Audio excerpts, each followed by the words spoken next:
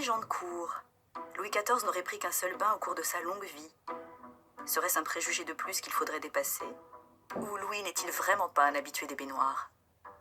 Il n'y a pas de salle de bain à l'époque de Louis XIV, de lieu spécifique dédié à la toilette. Néanmoins, il pouvait prendre des bains de rivière. Il y avait également la possibilité de prendre des bains de chambre, et dans ce cas-là, on roulait une baignoire de cuivre, et finalement, le roi était baigné, mais de façon assez exceptionnelle, il faut bien le dire. Le roi s'était rendu dans sa jeunesse dans ce qu'on appellerait aujourd'hui des spas, où se retrouvait la haute aristocratie masculine, où on parlait de choses et d'autres, et on parlait aussi surtout de femmes et de maîtresses. Louis XIV a donc pris plus d'un bain dans sa vie. Reste que la propreté demeure une affaire de sensibilité.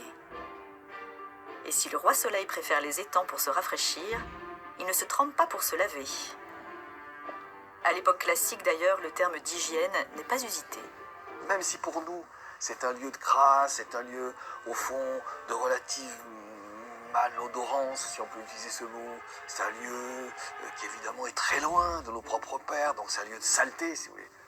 Ils ne sont pas vécus comme ça. Louis XIV est persuadé qu'il est d'une propreté remarquable. Mais surtout, l'eau n'est plus considérée comme un facteur de propreté. Bien au contraire. On croit désormais que l'eau est porteuse de tous les maux, réels ou imaginaires. On craint que les pores de la peau nue, dilatés par les vapeurs chaudes, ne soient davantage vulnérables au miasme et participent au déluge d'épidémies. C'est évidemment la grande peur de la peste qui a accouché de cette peur irrationnelle de l'eau.